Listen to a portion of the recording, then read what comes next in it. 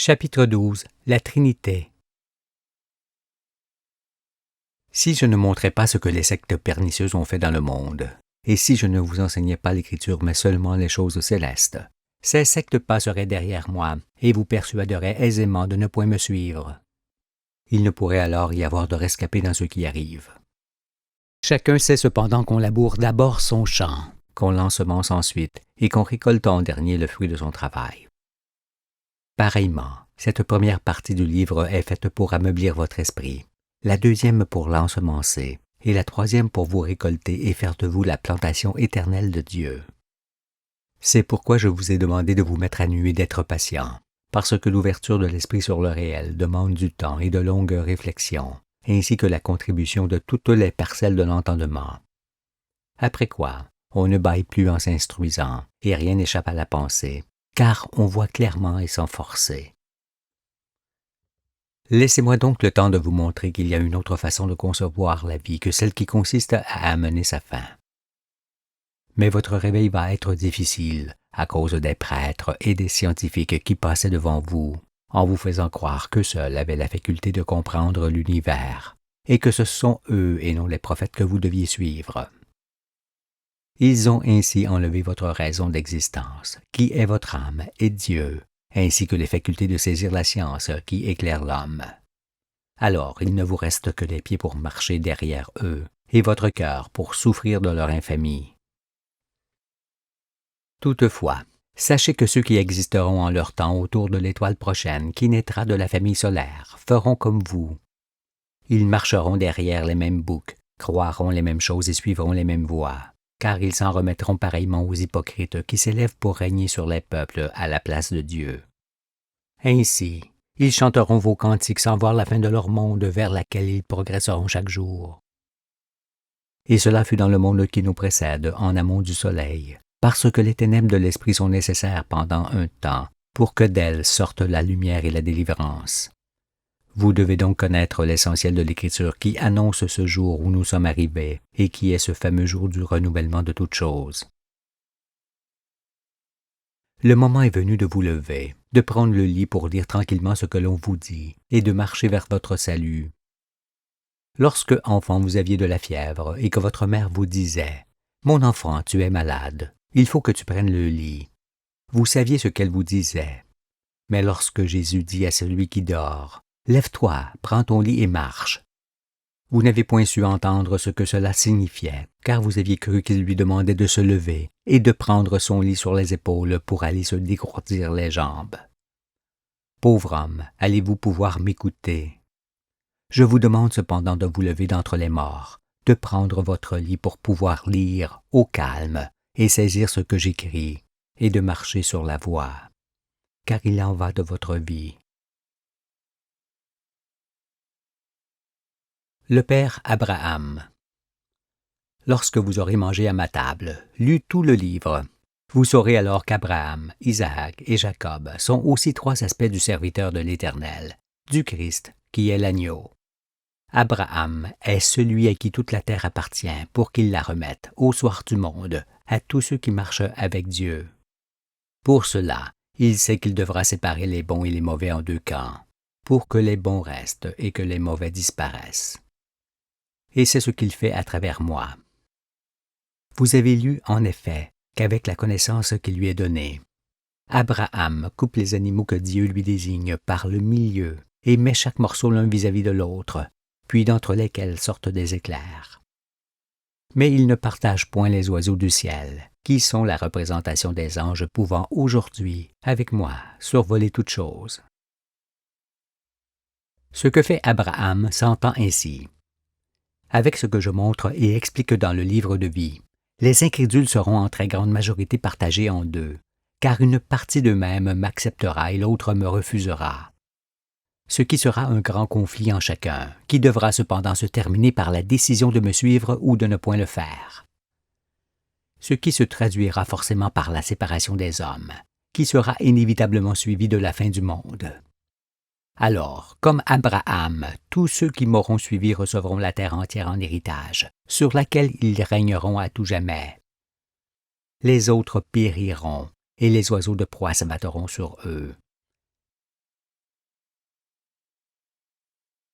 Par ailleurs, pourquoi Abram fut-il appelé Abraham? Quel est le sens de ce changement de nom? Tout d'abord, il faut concevoir que l'homme est comme une chandelle en préparation, devant être éclairé le moment venu. Cela pour voir le réel tel qu'il est et pour se conformer aux raisons pour lesquelles il a été créé. En ce sens, Abram est l'homme de Dieu encore ténèbres, éteint. Mais lorsqu'il entend la voix du Très-Haut, il s'éclaire et marche avec lui. Et c'est alors que Dieu lui demande de ne plus s'appeler Abram, mais Abraham, parce que d'homme, il est devenu ange, à la manière de ce que vous allez devenir. Après cela, Abraham institue la circoncision de la chair pour garder l'alliance de Dieu. Ensuite, Dieu le prévint qu'il va détruire Sodome et Gomorrhe, et que ceux qui ont encore des oreilles pour entendre, comme l'eau qui en est la représentation, en sortent pour se réfugier dans les villages des montagnes pendant qu'il en est temps. Sodome et Gomorrhe ne sont point des villes cependant, mais les symboles des villes corrompues du soir du monde. Car Sodome signifie homme avec homme, l'homosexualité, et Gomorrhe signifie la gonorrhée, la maladie qui en résulte. Examinez, n'est-ce point aujourd'hui le comble de la perversion dans les villes, qui engendre des maladies abominables et incurables qui emportent les habitants? Comme Abram fut appelé Abraham, Sarai, son épouse, fut appelée Sarah. Mais stérile, elle n'enfantait point. Alors Sarah prit sa servante, Agar, et la donna à son époux pour qu'elle enfante à sa place. L'explication de ceci, c'est que, comme Abraham est la représentation du Père, son épouse est la représentation de la mère, qui est Sion, l'épousée de Dieu. C'est pourquoi elle demeure stérile durant tout le temps de l'ignorance et n'enfante qu'au soir du monde où celui-ci apprend la vérité. La foi d'Abraham fut aussi mise à l'épreuve par l'Éternel, qui lui ordonna d'offrir son fils Isaac en holocauste. Craignant l'Éternel, qu'il le faisait aller où il ne voulait pas aller, Abraham l'écouta et se prépara à ce sacrifice. Mais voyant qu'Abraham lui obéissait entièrement, Dieu lui retint le bras, afin qu'il ne fasse point périr son fils Isaac. Cela signifie que celui à qui toute la terre est remise doit écouter Dieu seulement pour pouvoir accomplir sa mission, qui consiste à sauver le monde, quitte à sacrifier ceux qui lui sont chers. Cette épreuve est aussi la mienne, soyez-en convaincus. Par ailleurs, si je vous dis que le bois pour l'Holocauste, ce fardeau qui est chargé sur le dos d'Isaac, est l'image de la croix de bois que Jésus porte sur son dos, le comprendrez-vous? Pensez à l'agneau que Dieu se choisit au soir du monde, à l'agneau qui est immolé, et vous le saisirez. Car ce n'est pas sans savoir que ma vie est sacrifiée, ni sans douleur, que je m'avance vers vous pour vous sauver. Le troisième jour. Lorsque, pour l'éprouver, Dieu demande à Abraham de sacrifier son fils Isaac, il lui montre le lieu où son fils, le fils de sa vieillesse, sera immolé. Il est dit, et le troisième jour, Abraham, levant les yeux, vit le lieu de loin. Pour saisir ceci, sachez concevoir en premier que je suis le fils de la vieillesse d'Abraham, car ce fils-là ne peut paraître que bien loin d'Abraham, qu'au soir du monde, lorsque Abraham et Sarah sont effectivement âgés. Mais avant cela, Dieu dit à Moïse, en lui parlant des hommes, « Sanctifie-les aujourd'hui et demain, qu'ils lavent leurs vêtements, qu'ils soient prêts pour le troisième jour. » Ces 3 jours, aujourd'hui, demain et après-demain, ne sont pas 3 jours d'hommes. Ils sont l'indication d'époque qui ne sont pas à confondre avec les jours de la création. Car demain signifie l'intervalle de temps qui sépare Moïse du Fils. C'est pourquoi Jésus dit « Je ressusciterai au 3e jour ». Nous sommes par conséquent arrivés dans ce fameux 3e jour où Dieu descend visiter la terre. C'est pourquoi il est écrit que c'est au 3e jour qu'Abraham voit l'agneau immolé, car ce jour est le lieu du temps où cela se produit. Vous comprenez alors pourquoi Jésus dit qu'Abraham tressaillit de joie lorsqu'il vit son jour. Ce jour est aujourd'hui, parce que Abraham sait que le jour où le fils de sa vieillesse se lève, il sauve le monde et remet la terre entière, la terre promise, à sa postérité.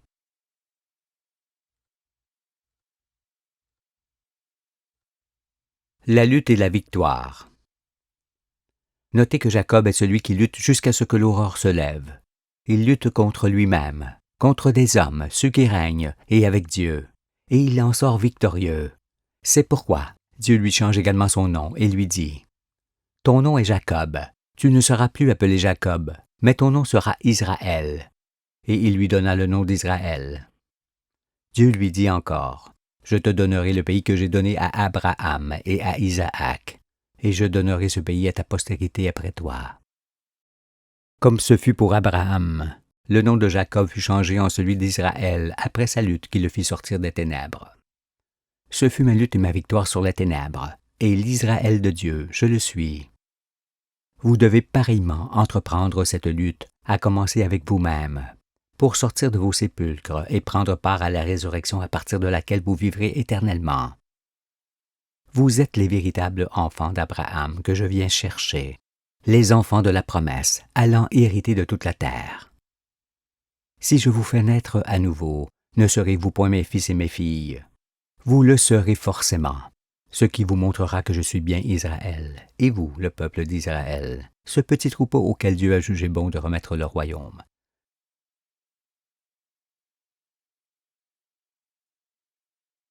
L'ascension par l'échelle de Jacob. Si vous ne comprenez pas toujours très bien ce que j'explique sur l'Écriture, ne vous désolez pas, car d'autres choses du livre vous feront voir ce qui était tenu caché. Cependant, bien qu'elle soit visible dans la deuxième partie du livre, je dois expliquer ce qu'est l'échelle de Jacob que nul ne saisissait. L'Écriture dit « Jacob arriva dans un lieu où il passa la nuit, car le soleil était couché, le temps des ténèbres. Il y prit une pierre, dont il fit son chevet, le fils sur lequel il se repose, et il se coucha dans ce lieu-là, le lieu du temps marqué. Il eut un songe, et voici, une échelle était appuyée sur la terre, et son sommet touchait au ciel. Et voici, les anges de Dieu montaient et descendaient par cette échelle. Et voici, l'Éternel se tenait au-dessus d'elle, et il dit, « Je suis l'Éternel, le Dieu d'Abraham, ton père, et le Dieu d'Isaac. La terre sur laquelle tu es couché, je la donnerai à toi et à ta postérité. Ta postérité sera comme la poussière de la terre. Tu t'étendras à l'Occident et à l'Orient, au septentrion et au Midi, et toutes les familles de la terre seront bénies en toi et en ta postérité. Voici, je suis avec toi, je te garderai partout où tu iras, et je te ramènerai dans ce pays, car je ne t'abandonnerai point, que je n'ai exécuté ce que je te dis. » Et, toujours dans ce sens de l'échelle, Jésus dit, « En vérité, vous verrez désormais le ciel ouvert et les anges de Dieu monter et descendre sur le Fils de l'homme. » Remarquez tout d'abord qu'en parlant des quatre coins du monde et de toutes les familles de la terre, Dieu parle du monde entier et non d'une nation particulière. Ce qui montre à l'évidence que le peuple d'Israël, la postérité de Jacob, est composé des saints d'esprit de tous les peuples, et que Dieu aujourd'hui exécute ce qu'il a dit. Mais en ce qui concerne l'échelle de Jacob, entendez qu'il est nécessaire de s'élever dans le ciel pour explorer ce qui s'y trouve, et redescendre ensuite sur la terre pour voir qui nous sommes et où nous allons. C'est en effet dans l'univers qu'il faut aller chercher le nom de l'homme, qui il est, car ce n'est point à partir de lui que l'on peut savoir qui il est, d'où il vient et où il va. Cette ascension permet de rencontrer Dieu et de saisir ses œuvres et ses desseins. Il est donc temps que l'homme l'effectue, barreau après barreau, c'est-à-dire chapitre après chapitre, pour quitter l'esprit terrestre et acquérir l'esprit céleste, qui est l'esprit universel de l'ange. Sinon, il en est fait de tout. Maintenant, l'échelle de Jacob ne peut plus être un mystère pour vous, pas plus que ne l'est le chandelier que Moïse m'a préparé. Chacun conçoit que, pour être élu, il faille être examiné. Si donc vous sortez victorieux de l'examen auquel vous êtes soumis aujourd'hui, votre âme ne pourra plus mourir. Alors, comme Abraham et comme Jacob, votre nom changera, parce que vous quitterez votre corps animal et deviendrez ange. Votre corps ne changera pas cependant, mais votre esprit, lui, ne sera plus le même. Tout sera alors différent en vous et dans le monde, car, lorsque l'homme devient ange, il est semblable à une chandelle qui s'éclaire et dont la raison d'être est de briller pour dissiper les ténèbres à tout jamais. Le monde est toujours à l'image de ceux qui le bâtissent. C'est pourquoi le monde juste des anges dans lequel je vous emmène ne peut être le monde inique des hommes dans lequel je vous prends. Notez pour l'instant que les lampes du chandelier que Moïse m'a préparées sont pour m'assister dans ma mission, et qu'Abraham, Isaac et Jacob sont ensemble mon être dans cette mission, ainsi que la Trinité que le monde devait connaître. Car vient d'abord le Père, Abraham, puis le Fils, Isaac, puis le Saint-Esprit, Jacob, dans le monde et dans le cœur de chacun. Le Saint-Esprit est la conséquence de la lutte dont j'ai parlé pour vaincre les ténèbres. Je dis alors que sans la Trinité connue de tous, il n'y a aucune élévation possible de l'homme, parce qu'il suffit de ne point craindre la parole de l'Éternel pour faire fi de l'enseignement de son Fils. Maintenant, vous comprenez pourquoi Jésus dit que ceux qui iront dans le royaume seront à table avec Abraham, Isaac et Jacob. Car en étant assis à table avec moi, c'est avec eux, en moi, que vous êtes assis.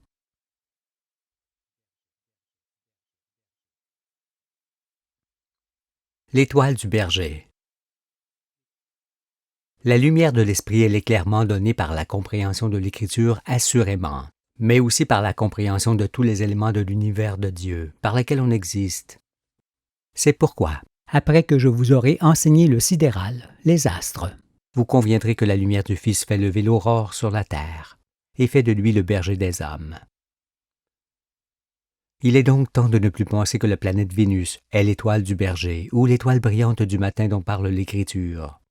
Car le berger, je le suis, et la lumière de mon esprit est cette étoile spirituelle qui annonce l'aurore. Celle-ci fut représentée par 2 triangles, dont les traits signifient pour l'un le Père, le Fils et le Saint-Esprit, et pour l'autre, Abraham, Isaac et Jacob qui sont en moi.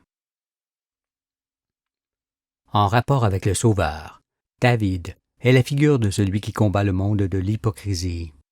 Je suis donc son fils, parce que j'accomplis ce qui est écrit de lui par la seule volonté de Dieu. En moi, Dieu a trouvé le chef de ses armées. Il a trouvé David. Contesterez-vous que j'ai reçu l'étoile de David?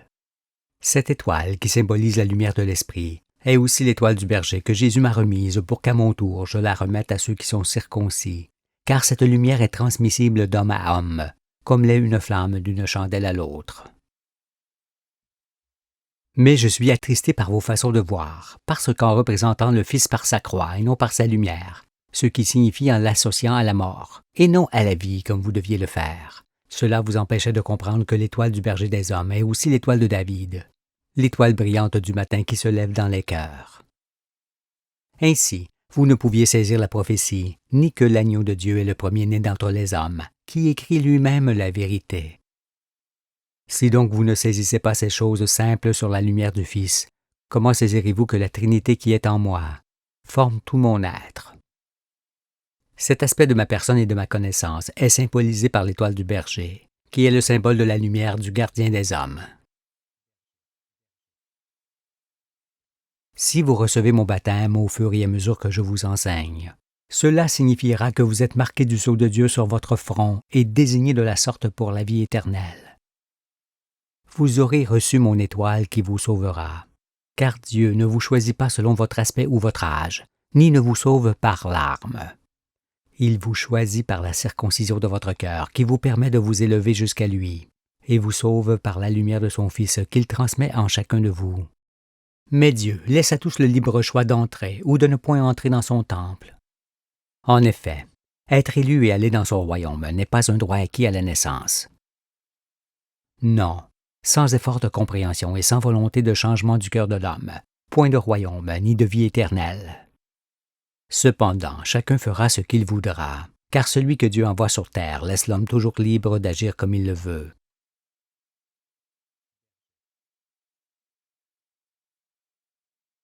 Le lieu de naissance du berger. Par la suite, nous parlerons d'Adam et Ève, et montrerons qu'ils ne sont pas un couple duquel descendrait l'humanité entière, mais qu'ils sont le nom de l'homme et de la femme que Dieu a créés. En effet, nous verrons que les peuples apparurent tour à tour, les uns à la suite des autres, dans les pays qui les ont enfantés. Et puisqu'on vient au monde en étant toujours l'héritier de ceux qui existent avant soi, le Fils de l'homme, qui est le Fils des hommes, ne peut sortir que du peuple dernier-né, se trouvant dans la génération blanche qui termine la création de sa présence. Chaque peuple qui naissait était l'héritier de ceux qui le précédaient, et le dernier-né des peuples, qui est la représentation de tous les hommes, est le seul peuple d'où pouvait sortir le Fils de Dieu. Tous les hommes de la terre ont âme et cœur identiques, pouvant rire ou pleurer.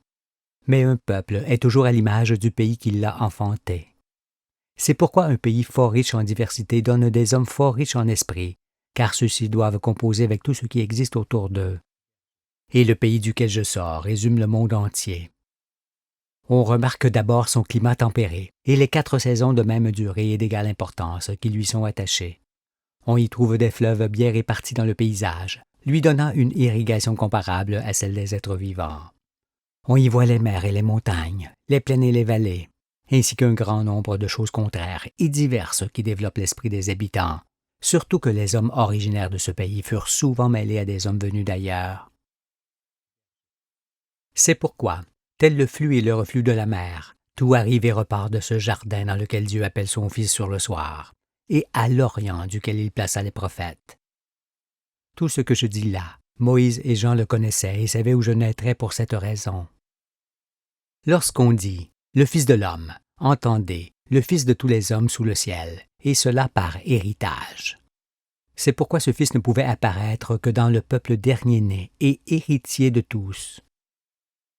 Moyen en tout de ce fait, je peux aisément voir ce que sont les œuvres des hommes, en référer à Dieu et vous transmettre ensuite son jugement. Telle est ma première mission, la dernière étant de vous sauver. Dans l'Écriture, lorsque les prophètes parlent de bergers, ils ne parlent point de pâtres assurément, mais de ceux qui gardent les hommes dans les pâturages de Dieu. Dans ce sens, vous savez que 3 bergers, les 3 rois mages, suivent une étoile qui s'arrête sur la tête du Fils venant de naître.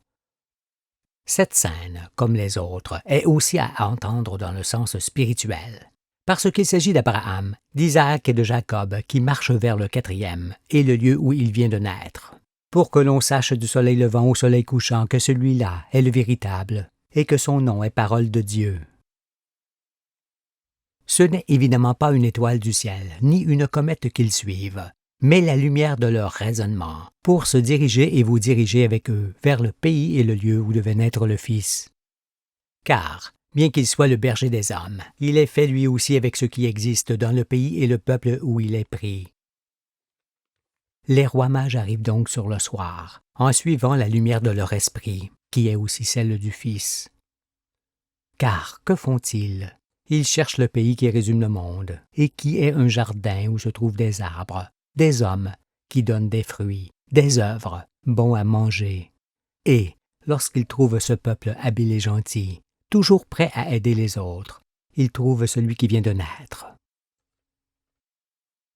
Mais ne pensez pas que je glorifie les gens de ce peuple sur lequel Dieu a porté ses regards. Non, je ne les glorifie pas, car ils ne sont pas exempts de péché ni de reproche.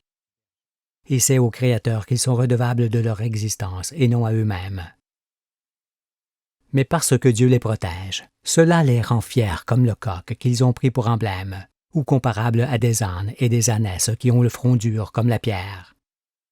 Aussi, ils se moquent de tous ceux qui sont élevés, car ils se plaisent à les faire descendre de leur piédestal pour leur apprendre l'humilité. C'est ici la Galilée des gentils et le jardin d'Éden où Dieu appelle son Fils sur le soir pour le servir.